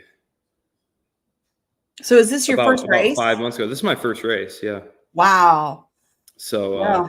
yeah. And then about 4 or 5 months ago, they said, please, will you do it? We understand what you're saying, more about messaging, because my thing is, look, we are not going to win a statewide race. It is too expensive. The system is literally structured to prevent us from even being competitive. Well, from being heard, not just from being competitive. Oh, yeah. Even being heard. The debates, we literally were not invited, totally excluded. The polls don't include us, nothing. It's all set up that way. So you're in Michigan though, and that is the home of Justin Amash, who ran to be on the ballot for U.S. Senate as a Republican this year. Huge mistake. Yeah. Huge mistake. He voted to impeach Trump. It's the same reason that he did not run for his congressional seat again. He knew the Michigan GOP would crush him, and I can't believe he came back and tried it again. What a terrible waste of time. I like Justin Amash personally, and ideologically, I absolutely agree with him about a great deal, but he should have been our Senate candidate. I don't know what he was thinking getting in that primary. He got crushed, obviously. He was thinking he's a Republican, or that he could run as a Republican and be viable. And he doesn't understand that unless you sell out, you can't be a Democrat or a Republican. That's right. Mike Rogers crawled to Florida on his hands and knees to say, oh, dear leader, I am so sorry for ever doubting you. If you ever need anything else, you need only say the word and I will be there. And Donald Trump was like, you're forgiven, Yeah. So now he gets to be saying, you're forgiven now. Okay. I call him the Don. Yeah, he is the Don. All he wants is loyalty. All he wants is loyalty. And Justin Amash showed that he would not be loyal. And that's it. He's done. He's never going to win another seat running as a Republican ever. I'll bet anything on it. The GOP primary voters will never let him do it. I saw it as almost like a Republican revenge towards Justin Amash for being a libertarian, or even saying that he was a libertarian. And I've seen that backlash, online. Earlier this year, Kyle Rittenhouse famously quoted that he was going to vote for Ron Paul and that he was a libertarian. And in the matter of hours after the just overload of trolling by MAGA supporters, that he was like, I take it back. I'm supporting Donald Trump. Yeah, I mean, it's a question of like, you can be, quote unquote, a libertarian Republican as long as you vote the way the party expects you to vote. Like Thomas Massie, for example. Thomas Massie's not getting primaried out of there. Thomas Massie's not in any danger of the Republican primary going against him or something like that. But that's because he doesn't allow his libertarianism to interfere with voting, for example, not to impeach Donald Trump, which was like a terrible vote by Justin Amash, however you look at it. I mean, it was a total setup anyway. My boss over at the Libertarian Institute has a book coming out here soon called Provoked, and it's actually about the Russia-Ukraine war. But he has I think he might have cut it down, but I read it earlier this year. He had a 90-page chapter about Russiagate and what a huge setup it was. And he's got all the receipts, like a million footnotes, and it makes you so mad just reading. I think he had to trim it down a little bit to get the book shorter, but it's just like, I can't even believe that Justin Amash went for that. Yeah. Thomas Massie, Rand Paul, everybody always talks about how libertarian they are. You know how you could tell if they were libertarian? They'd run as libertarians, and they don't. They're Republicans. Yeah. Justin Amash. Anytime you win as an R and you got to vote as an R, and as soon as you don't bend the knee, you're done. That's why I didn't run as a Republican or a Democrat, irrespective of what people say. I'm a libertarian, and I understand it's not left or right. Those are false. I'm way over there towards anarchy in the Constitution, which was there to limit government power, limit their ability to interfere in your lives. I have things that I'm for and against. Government shouldn't be used to fund what I'm for or to kill what I'm against. That's not what government's for. Government's there to protect people. And that's why, that is why we are so different. It's why someone asked me the other day, who would you vote for? It was in the context of people saying, well, don't you steal votes from Mike Rogers, and doesn't the Green Party steal votes from Alyssa Slotkin? And I said, if voter turnout was literally 100%, maybe you could have an argument about that, but you really can't, because there are millions of people sitting at home who do not vote, who are completely disillusioned with the process. I vote Libertarian because I don't believe that the state exists to serve an agenda. The state exists to set up a framework of rules and to protect our borders. And that's it. That's all it should exist for. And so if there was not a Libertarian on the ballot, I personally would not vote. Or I might show up and write in Ron Paul if the line wasn't too long. I live in a relatively small town, so the line's pretty short usually, but the idea that I would just vote for Mike Rogers or something, because I don't even think he's better than, I think you can argue that Thomas Massey, if you're a Libertarian, a big L Libertarian Party member, that Thomas Massey is better on 99% of issues than any other Republican or Democrat. Okay, fine. Maybe. Probably. But in this case, with Alyssa Slotkin and Mike Rogers, I could not find the difference between them with an electron microscope. Well, one of them has a rainbow flag or something on their post. I know that's got to be the only choice. That might be the only difference. Okay, that might be the only. Oh, one of them worked for the FBI, the other one worked for the CIA.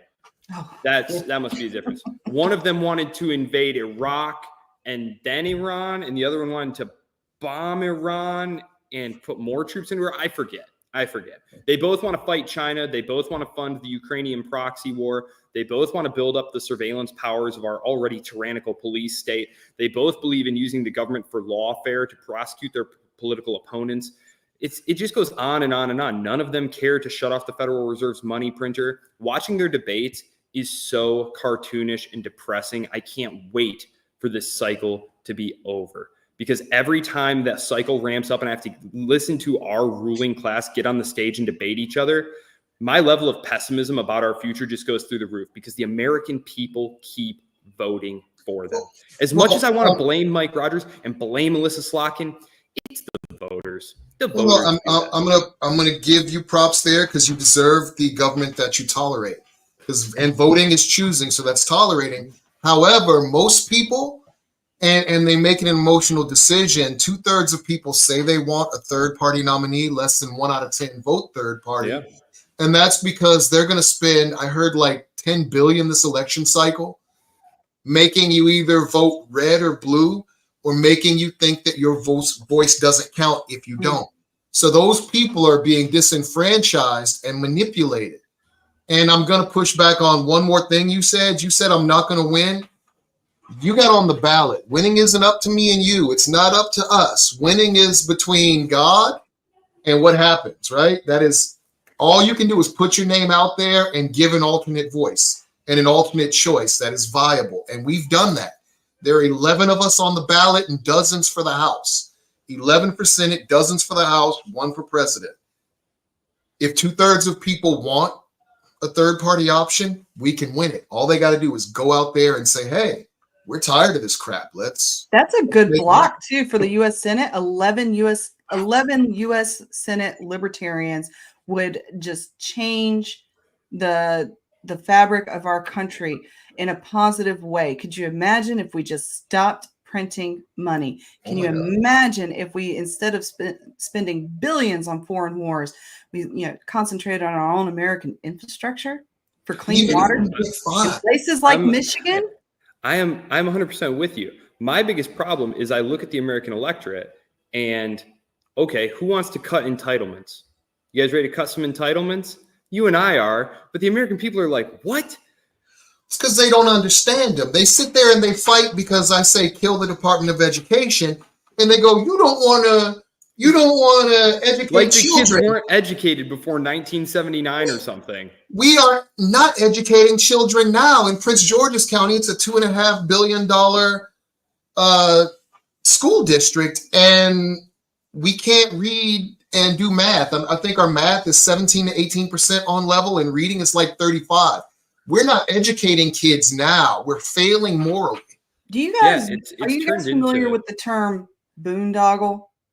Yeah. Self-licking ice cream If cone. we just cut the boondoggles out of the federal government budget, we would save the American people so much money.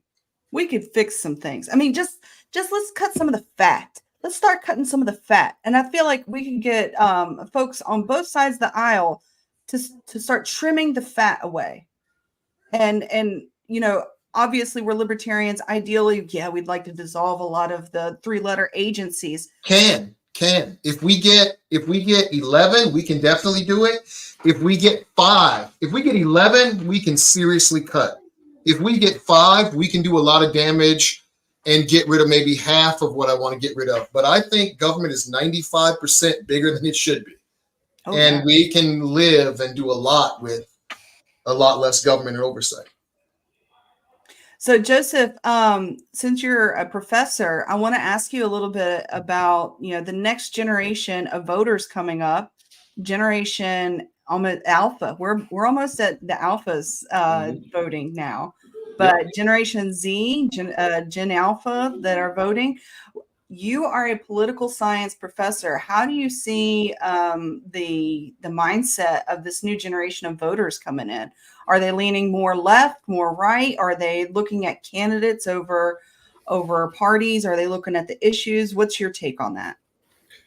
Well, it continues to be a strong pattern that you can pretty much predict how someone is going to vote, whether they're going to vote Democrat or Republican based on the population density of where they live. That's a pretty strong, long-running predictor. In terms of the students that I talk to in the classroom, a lot of them express kind of confusion about why things are going the way they are. Like they're upset at things like inflation because now a bag of chips is like $5. And you try and explain to them, you know, how inflation works, and they understand that intellectually, but they have trouble thinking about how the government would fund itself in the absence of the Federal Reserve. And so then you explain to them, well, you know, you used to have to pass taxes and fund things as you went. So they tend to be, I think, a little disillusioned. They're very susceptible to kind of like hot button cultural issues, like abortion, guns, which is very unfortunate because those are the issues that Republicans and Democrats have been able to use for many years to make it seem like you're making a really important, meaningful choice when you choose between Democrats and Republicans, when really the inflation's not going to go away. I blew them away the other day when I showed them that since the creation of the Federal Reserve, the dollar has lost 96% of its purchasing power. I showed them a McDonald's menu from the 1960s. And I thought I was going to have a riot on my hands there. They couldn't understand, like, wait, what happened? I mean, I'm like, well, the government continued to print money. Yeah, and at some point, as a young adult, what's the value of change? Why do we even have coin when you can't buy anything with coin? Yeah, and I try to explain them too, because like housing. So they're like, I'm worried I won't be able to buy a house. And so I try and tie all these things into like their immediate life. Like, okay, here's the graph showing the amount of money the government has printed since 1971. And here is a graph showing the rise in home prices. Wow, these two graphs look really similar, don't they?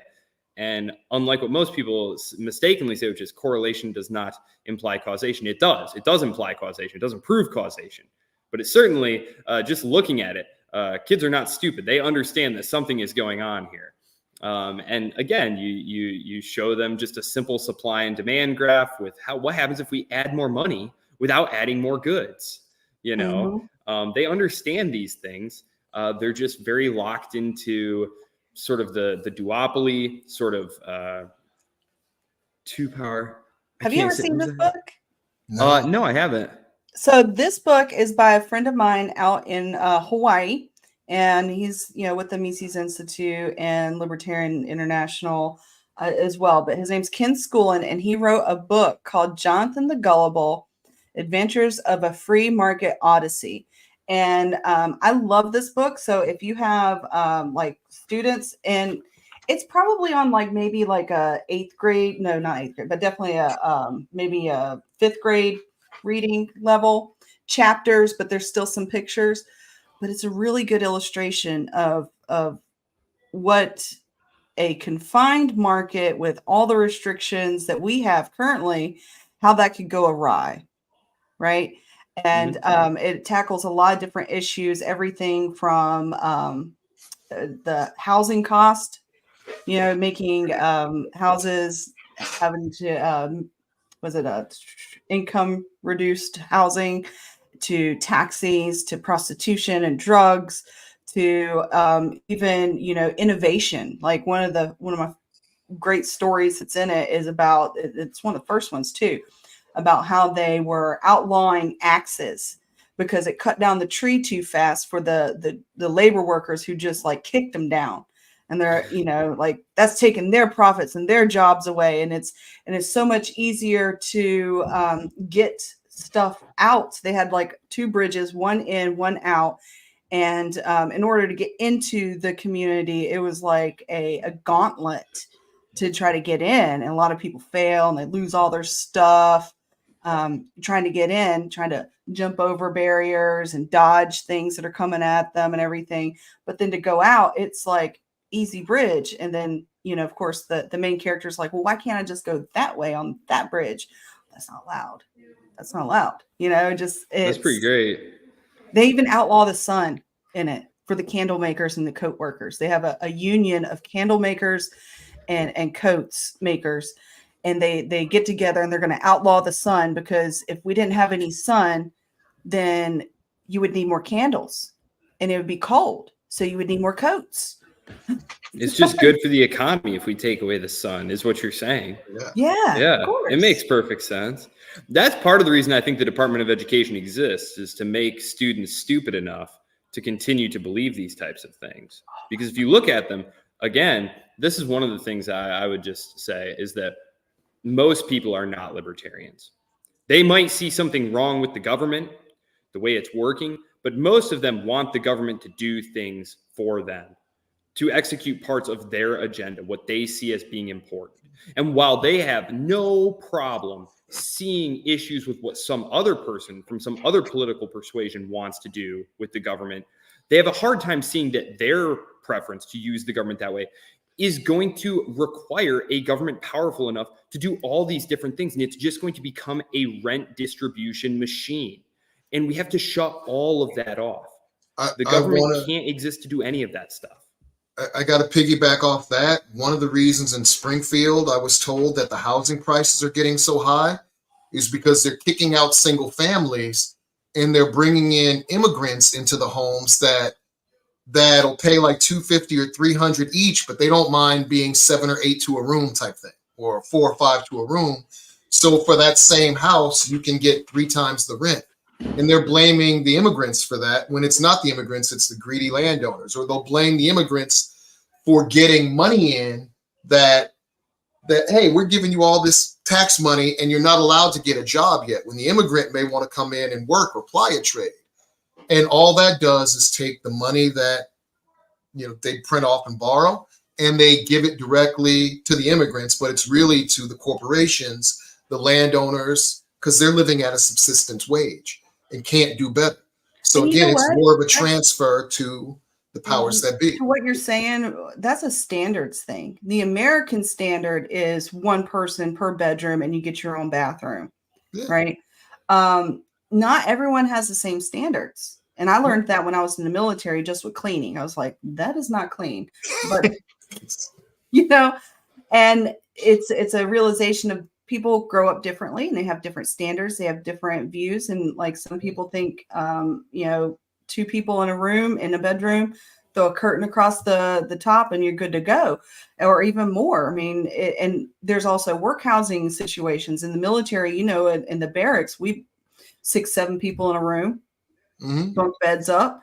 It's doable. It like the idea that we have to have one person per bedroom with a closet and a window. I mean, those are all great things. That's very American. That is not All how great. a lot of the world Quintessentially American. Yeah, that's the standard of building that codes. is But that's not standard the way in American. most of the countries. And even It's not that way. Yeah. Yeah. And even if you were like 3 people in a room and you got a window and a closet and access to the bathroom, that's still an upgrade from a lot of, you know, different countries, how they run, you know, how their life is over there. So, you know, it's just, this is part of the melting pot. You know, that's part of the melting pot effect is we have different standards coming in and changing the way we view, you know, what is the American standard, right? But I'm sorry, 2 more things I wanted to show real quick, because you said 95, I think it's 97 now, but the devaluation of the dollar since 1913. There goes that.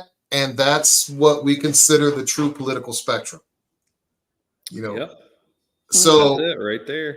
Yeah, I really like the things you say. I'm going to have to go look for a couple of your books, Joseph Solis-Mullen, because you sound like the best person on the ticket to win Senate in Michigan. Well, Mike Rogers and Alyssa Slot can make it very easy. I'd like to take the credit, but they are horrible. They're garbage candidates. And if Michiganders vote for them, they deserve it. The bar's never been so low. I know. The bar's on the floor. I don't even need to jump. A convicted felon, like somebody that's got multiple felonies against them, and people are trying to tell me that they need him in office to make sure that, you know, America's economy is going good when his felonies are for stealing money from Medicaid and Medicare. The guy that was governor who's running for Senate on the Republican side, when he won, he's an old real estate developer. Time Magazine, I think, just released a thing saying he hooked his cronies and his partners up with millions in real estate deals from the government. 4 of my silver dollars from 1922 can buy $100 bill and I'd get change. And that's just for the silver value, not even for the coin value. And I can't buy a buck from 1922 with a 20 today. Yeah. And they look at me and tell me that I'm the bad person because I want us to go back to the Constitution. But without inflation, how will the economy grow, Mike? By actually kill the Federal Reserve, end it, and don't pay them anything. Allow them to leave without tarring and feathering them, and allow them to leave, and we keep everything, because they got all the money they're going to get out of me through the 97% devaluation of my freaking money. They took all my money, and an ounce of gold can still buy a nice suit. That was true when it was $35, and it's true now that it's closer to 3 G's. Yeah. You could buy a really nice suit with an ounce of gold. We are getting kind of close to the end, and I do want to share your website real quick, Joseph. So here we go. This is the Solis-Mullen for U.S. Senate website. This is if you click here, there's a little video, and I say little, but it's 45 minutes long. So I'm not going to click. Yes, there. I was asked to present like my vision of the Libertarian Society at a conference, and so they recorded it and put it up there. You got some news articles here. Awesome. Press releases. Yes, I have an event coming up in Ann Arbor. If anyone is listening who is in the Michigan area, that's Friday. It's about ending the war on drugs, among other things. The national debt is a pet project of mine. I have a book coming out next month at the Libertarian Institute called The National Debt and You, What It Is, How It Works, and Why It Matters. I have one other talk too at the end of the month over in the Grand Rapids area about America, the totalitarian police state. So, I hope that Michiganders are ready for a change come November. I really don't want Mike Rogers and Alyssa Slotkin taking that Senate seat. That is one of the reasons that I accepted the spot. could not say no, knowing that they were the two candidates. They're just horrible. They represent everything that's wrong with the Uniparty. So, are you going to be in Dallas for the election night? Probably not. I'm actually slated to be in New York. Well, I'm going to be in Dallas because I look at it like this. My competitors, the people I'm running against, Rick Scott, he'll be with Donald Trump, wherever Donald Trump is. And Debbie Marcel Powell will be wherever Kamala Harris is, because that's kind of like our role is at this point of the election cycle is to support also the presidential candidates, you know. And so I'm going to be in Texas. This is my third campaign. And my first two out in Hawaii were like, the first one was 2020. So there was no election party. There was no election watch party. And in 2022, our first candidate we had on this morning, Chris Laurent, there was a guy that was in a city council meeting or something. And he was wearing a mask, and I had to check the date again. It said 2024. Yeah, in 2022, when I was running, then they still had lockdowns in Hawaii. And so I didn't have an election watch party then either. And so I'm looking forward to this year having, being a part of a celebration, even if it's, the loser's ball. I'm going, the sore loser's ball. Let's go. Let's, I got to be a cheerleader for the Chase Oliver campaign now, because that night isn't just about me. It's about Mike. It's about Joseph. It's about Chase Oliver. It's about Chris Laurent in Cook County, and it's bigger than just one person, And I hope that we get libertarians across America elected. I really do. And I wish the best for you in your campaign. I'm gonna give you the spotlight one more time. If you want to tell folks.